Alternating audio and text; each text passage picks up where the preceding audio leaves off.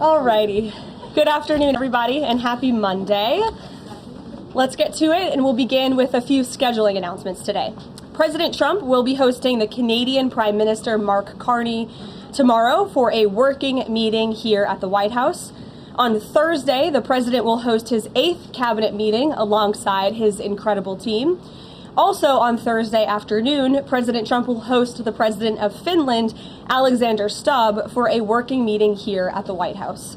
The president also wanted me to relay his congratulations to Japan for electing their next prime minister, a highly respected person who also happens to be the first female to hold the position for our great ally. While President Trump continues to negotiate peace deals, meets with world leaders, and celebrates the 250th birthday of our United States Navy, as you saw he and the First Lady do just yesterday, Democrats, unfortunately, are continuing to play political games. And we are now in day 6 of the Democrat federal government shutdown. Millions of American federal workers are under enormous financial stress as a result, wondering how they will pay their bills and take care of their families. If the Democrats do not vote to open the government tonight, federal workers will not receive their next full paycheck. Additionally, the special supplemental nutrition program for women, infants, and children will run out of federal money very soon. This program provides vouchers to buy infant formula, fresh fruits and vegetables, and other healthy foods for low-income families. It can be easily fully funded if Democrats simply vote tonight to reopen the government. Also, our incredible military service members who risk their lives to preserve and defend our country are now working without pay and will miss their next paychecks if this Democrat shutdown does not end tonight.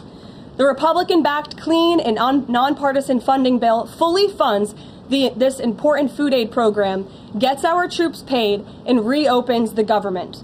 So all of this begs the question, what is the Democrat ongoing shutdown truly about? The sad truth, we believe, is that the Democrats intentionally shut down the government and are inflicting this pain on American citizens to try and demand free health care for illegal aliens. Of course, this is an indefensible and truly radical policy to be in favor of, let alone to use as the primary reason to shut down the United States government. So the Democrats and their allies are desperately lying about their true motivations. We have to set the record straight with the facts so the American people understand what's really at play here. House Republicans passed a clean and nonpartisan funding bill to keep the government open and ensure our troops and other hardworking Americans are paid. Every single House Democrat except one voted against this clean and nonpartisan funding bill. Senate Republicans have subsequently tried to pass this same clean funding bill 4 separate times, and they will do so again tonight, to fully pass it to be sent to the president's desk for signature. And the president is ready to sign this bill to reopen the government as soon as it is sent to his desk. Yet every single Senate Democrat except 3 have voted against this clean and nonpartisan funding bill. The Democrats' current position is that the only way the American government can reopen is if illegal aliens can get free health care. Don't take my word for it, just look at what's inside of the Democrats' proposal to reopen the government. Their funding proposal would result in nearly $200 billion spent on health care for illegal aliens and other non-citizens over the next decade. To put this in perspective, $200 billion is enough money to fund the entire children's health insurance program, which provides health insurance to low-income children and women. Under the Democrats' proposal, the millions of illegal aliens who improperly were granted asylum and paroled under the Biden administration would once again be allowed to receive Medicaid benefits. It does not end there. The Democrat proposal would also require Medicaid to pay more for emergency care provided to illegal aliens than it does for American patients who are disabled, elderly, or children. When someone shows you who they are, believe them. The Democrat Party has unfortunately closed our government, costing Americans their jobs, threatening our military readiness, harming our economy, and causing chaos, all to help the illegals who broke into our country. Instead of holding illegal aliens accountable and removing them from our country, which is what this administration is trying to do every day, the Democrats want to give them the free benefits paid for by the American taxpayer. Democrats in 2025 are for illegal aliens first and Americans last. This is the reality we are unfortunately facing right now in Washington, D.C. President Trump and Republicans will not give in to these radical demands. The president and Republicans have a sacred responsibility to serve and protect the interests of their constituents, the American people. That's why we are backing a clean and nonpartisan funding bill with no strings attached to reopen the government. Democrats should do what they did 13 separate times under Joe Biden and vote for this exact same type of funding bill. Now the Senate will vote tonight for the 5th time to reopen the government on the 6th day of this shutdown. All we need are an additional 5 Democrat senators to end this madness and vote for the clean funding bill to reopen the government. If you are an American watching at home right now, call your Democrat senators and tell them to do the right thing and end this shutdown. With that, I will take your questions. Here in our new media seat today, we have Elizabeth Mitchell from the Daily Signal. Elizabeth, thanks for being here, and please kick us off. Thank you for having me. I have 2 questions. First, President Trump told reporters yesterday that firings of federal employees are taking place right now. In which departments have people already been fired from their federal jobs due to the shutdown? The president was referring to the hundreds of thousands of federal workers who have been furloughed as a result of this federal government shutdown, both here at the White House and across the entire federal government. At agencies across the board, there are federal workers who are staying home. Many of them work in the White House. You know them. Some of them sit just behind me at those desks. They are unable to show up to work right now because the Democrats chose to shut the government down. And so we're already, unfortunately, seeing the consequence of this. And then, of course, the Office of Management and Budget is continuing to work with agencies on who, unfortunately, is going to have to be laid off if this shutdown continues. And Secretary Robert F. Kennedy Jr. said the FDA was required by federal law to approve the new abortion pill last week.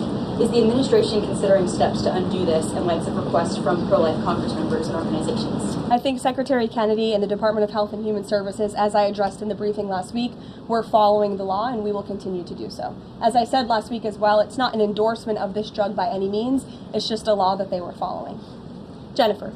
We heard you say that you want people to call their Democratic senators. Is the president calling Democratic senators himself? Can you say what he's doing today to resolve the shutdown? Yep, I was just in the Oval Office. He was on the phone with Speaker Johnson. He's also spoken with the Senate Majority Leader, who are in touch with, of course, moderate Democrats and Democrats across the board, who we understand hopefully want to do the right thing by their constituents to reopen the government. So the president is being kept very well apprised of the ongoing shutdown on Capitol Hill. And of course, his position is very clear. There's nothing to negotiate, just reopen the government, and then we can talk about all the important issues facing our country. So he hasn't called specific members of Congress? Not to my knowledge, no. And then on the Affordable Care Act, is he willing to give more, to share more on what he'd like to negotiate on the Affordable Care Act later? Is he willing to say specifically what he would like and when? But look, the president is definitely committed to fixing and improving our healthcare system. You saw it again last week when he had one of the largest pharmaceutical companies in the world coming into the Oval Office and promising to lower drug prices by 200, 300, 100% in many cases for various types of drugs for American patients. That is a huge fix to a broken system that has been ripping off the American people for far too long. So the president's very committed to this. But right now, we need to reopen the federal government, and the president is remaining very firm in that position. Catherine. If the vote fails in the Senate today to reopen the government, would that trigger layoffs? Look, again, we hope that the vote will not fail because this administration wants to reopen the government. We don't want to see people laid off. But unfortunately, if this shutdown continues, layoffs are going to be an unfortunate consequence of that. Is there timing for when that would happen? Well, look, we'll see how the vote goes tonight. Is the White House floating a proposal to cap Obamacare subsidies by denying them to new enrollees? I have not seen a proposal like that. Emily. Thanks, Karoline. The president said yesterday he was considering a phase 2 approach to Venezuela. Is the president considering U.S. boots on the ground or any kind of support of overthrowing Maduro? I won't get into any specific proposals that are being considered by the president and his national security team, but I think we've been pretty transparent and clear in the administration's view of the illegitimate Maduro regime, and the president has taken very unprecedented, tough action to end the illegal trafficking of illicit drugs into our country from Maduro's illegitimate regime. Danny, go ahead. Thanks, Caroline. The French government has collapsed again for the fourth time in a year. And I was just wondering if there's any concern in the White House about the kind of ongoing political crisis there. Any thought about whether the President Trump's good friend, President Macron, should either call elections or even resign over that? Well, I can tell you the White House and the National Security Council are very much aware of this situation, but I think it would be imprudent of me to weigh in on French internal politics from the podium, so I will reserve comment on that. Behind you, yes. What is President Trump's expectations for talks today and I guess this week in Egypt?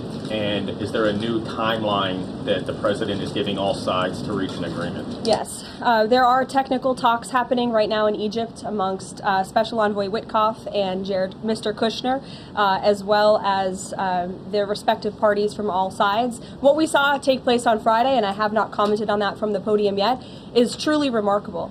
You've seen all sides of this conflict agree that this war needs to end and agree to the 20-point framework that President Trump proposed. It's an incredible achievement, and the administration is working very hard to move the ball forward as quickly as we can. The president wants to see a ceasefire. He wants to see the hostages released, and the technical teams are discussing that as we speak to ensure that the environment is perfect to release those hostages. They're going over the lists of both the Israeli hostages and also the political prisoners who will be released, and those talks are underway, and the president is very much on the ball and is being apprised of this situation. The president has given a Sunday evening deadline. Obviously, the negotiations have extended that, I imagine. What is that new deadline? Does the president have a time frame in mind to see this phase implemented? Well, the Sunday evening deadline was to hear back from Hamas on the proposal one way or another. And of course, on Friday, Hamas put out a very clear statement in the president's view that they accept the president's framework, and that's why those technical talks are now underway. But again, we want to move very quickly on this, and the president wants to see the hostages released as soon as possible. Steve. How long do you expect those technical talks to last, Caroline? I don't want to draw a red line up here, Steve. Of course, it's very important, as I just mentioned, that we get this done quickly. That's how the president's team feels, so we can get some momentum, get the hostages out, and then move to the next part of this, which is really ensuring that we can create a lasting and durable peace in Gaza and ensure that Gaza is a place that no longer threatens the security of Israel or the United States. What do you expect to be on the agenda for the president's meeting with the Prime Minister of Canada tomorrow? I'm sure trade will be a topic of discussion tomorrow and all of the other issues that are facing both Canada and the United States. I know the president looks forward to having that discussion with Carney in the Oval Office. Caitlin. Thanks, Caroline. I have two questions. On the layoff of federal workers, potentially, the president said yesterday that Democrats will be to blame if federal workers lose their jobs. Historically, though, in past shutdowns, workers have been furloughed, but they have not been laid off en masse. So wouldn't that be the president's call to lay people off? As I've said repeatedly, Caitlin, this conversation about layoffs would not be happening right now if the Democrats did not vote to shut the government down. And as I also said last briefing as well, we are $37 trillion in debt, and the government is not receiving any cash. So someone has to look at the balance sheet and be good stewards of the American taxpayer dollar. And layoffs are an unfortunate consequence of that. Term, for example. Well, as I'm telling you now, this administration is focusing on checking the balance sheet and ensuring we're doing the right thing by the American taxpayer. And again, these conversations about layoffs would not be happening in the White House today if not for the Democrat shutdown. And they have a choice to change that. They have another opportunity tonight to do the right thing to reopen the government. Joey. Judge over the weekend. Sorry, my second question. A federal judge over the weekend that the president had appointed to the bench in his first term in office basically argued that he could not deploy other states' National Guards to Portland. Basically said that it was untethered, his argument, to what is actually happening on the ground. Which local officials in Portland have said that the National Guard is needed there? With all due respect to that judge, I think her opinion is untethered in reality and in the law. The president is using his authority as Commander-in-Chief, U.S. Code 12406, which clearly states that the president has the right to call up the National Guard in cases where he deems it's appropriate. And if you look at what has happened in Portland, Oregon, for more than 100 nights, I was talking to our law enforcement team about it this morning, for more than 100 days, night after night after night, the ICE facility has been really under siege by these anarchists outside. They have been disrespecting law enforcement. They've been inciting violence. We saw, again, a guillotine rolled out in front of this federal building. And so the president wants to ensure that our federal buildings and our assets are protected. And that's exactly what he's trying to do. And ultimately, in the case in Los Angeles, that judge ruled in the Ninth Circuit, that panel of judges ruled that those troops could remain and that the president was well within his authority to do so. So we are appealing that decision. As you know, we expect a hearing on it pretty quickly. And we're very confident in the president's legal authority to do this. And we're very confident we will win on the merits of the law. But no local officials that you can point to that have said we need the National Guard? Because I spoke to the police chief of Portland last week. He said that the president's claims just don't match up with what's happening on the ground. I would encourage you as a reporter to go on the ground and to take a look at it for yourself, because there's been many members of the press, not press in this room, but independent journalists, some of whom we'll be inviting to the White House very soon to share their stories, because they have been in the middle of these riots and they have witnessed the anarchy that is taking place night after night. It's on video. You should play it on your show. You have a great opportunity on prime time on CNN to show your audience. Yeah, but you're probably talking to partisan Democrat officials who are opposed to everything this president does.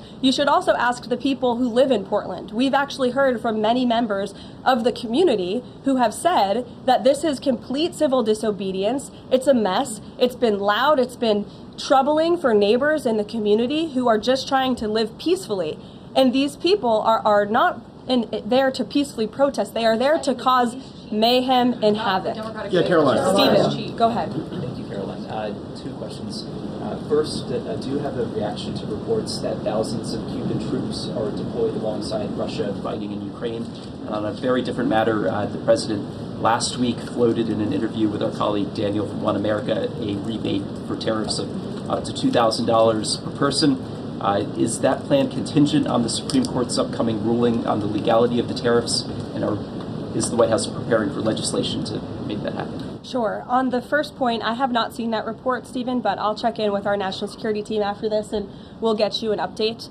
To your second point about the tariff rebates, I think it's an idea that the president has discussed and floated with his team of advisors, but no decision has been firmly made at this point in time. Why don't we go to the back? Owen. Good afternoon. Good afternoon. A few days ago, President Trump demanded Jay Jones of Virginia get out of the race for condoning political violence in a text message against a Republican politician a few years ago. He hasn't left the race. He hasn't dropped out. What's the president's reaction?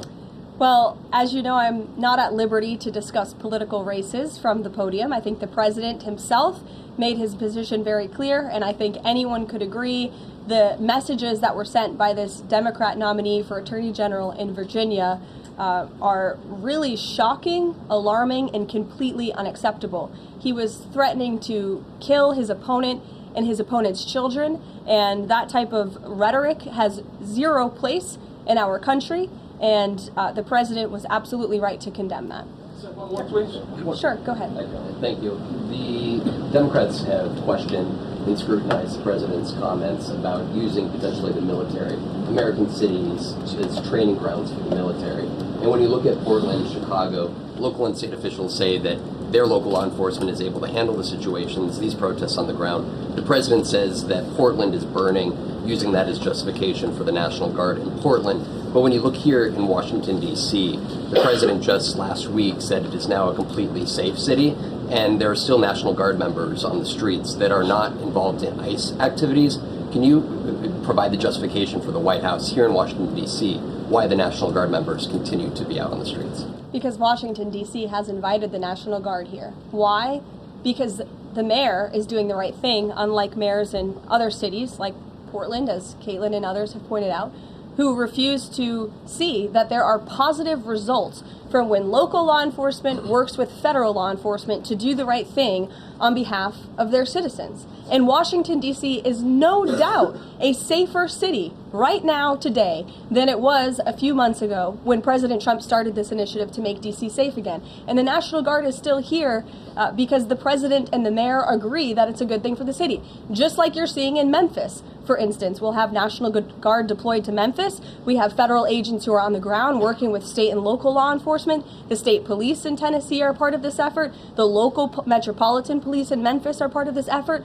State and local law enforcement and federal law enforcement should be working together. And it's a shame that we see in some cities across the country that their mayors are just simply refusing to cooperate because they don't like Donald Trump. And that's what this boils down to. And I don't think any American would disagree that Chicago needs more law enforcement reinforcements, that they need more resources. Look at this headline from over the weekend. At least 30 people shot during the weekend in Democrat-run Chicago. 5 of them were killed in one weekend. This is completely unacceptable, and the president wants to make American cities safer, and he's willing to work with anyone to do it. If the courts allow you to ultimately send in the National Guard into Chicago and Portland, do Democrats not have reason to be concerned that there are long-term plans by this administration to keep U.S. military or the National Guard in American cities, like what we're seeing here in Washington? Why should they be concerned about the federal government offering help to make their cities a safer place? They should be concerned about this. They should be concerned about the fact that people in their cities right now are being gunned down every single night. And the president, all he's trying to do is fix it. And there has been a complete smear campaign by the Democrats and the media, quite frankly. I was reading Political Playbook this morning, one of the most inside the Beltway newsletters you can find. And you guys are framing this like the president wants to take over the American cities with the military. The president wants to help these local leaders who have been completely ineffective in securing their own cities. And we have already seen there's a positive formula for that. Look at Washington, D.C. The murder rate has declined significantly. Our streets are safer. People who live here feel safer. All of you in this room, I know you do, you just won't admit it. And it's a proven system that works, and the president wants to make America's cities safe again. And I don't think there's anything wrong with that. Michael. Thank you, Karoline. 2 questions, if I may. Because the mayor wants them. Michael. These talks in Egypt, if Hamas does agree to relinquish power and give it up, cede power to this transitional technocratic government, if that does happen, would the Trump administration then recognize a Palestinian state? Look, I don't want to get ahead of the technical talks right now, Michael. They're extremely sensitive. They're taking place, again, as we speak, and there's a lot of, there's many things to discuss, of course. This is hopefully we expect and we hope going to be one of the greatest peace deals this world has ever seen. And the Trump administration is working diligently and working very hard to get there. And as I said, Friday, all terms agreed. We have the Arab countries who are working with us. Of course, Israel has been incredible in cooperating with the president's plan and agreeing to it. And we're very hopeful, and we expect that to continue. You tweeted about this over the weekend. Thank you. I was going to you in the blue shirt and tie. Thank you, yes, Karoline. you're welcome. The Daily Mail. Today, the Supreme Court declined to hear Ghislaine Maxwell's appeal. Will Trump rule out granting her clemency? Is that something the White House is considering? It's not something I've heard discussed. And we don't comment on clemency requests that may or may not have been made, but I'm certainly not tracking that one at this point in time. Karoline. Jordan, go ahead. Thank you, Karoline. So we're talking about these radical groups in Portland and Chicago. I know the president has spoken about potentially going after George Soros with RICO charges and for funding all of this violence. Has there been any update on that? And also, is the administration looking into the other nonprofits, maybe taking away their 501c3 status for funding this violence? And one more question. Sure. The financial backing of these groups, particularly Antifa, is certainly something the administration is looking into aggressively. And the federal government has never really been mobilized or tasked with doing that.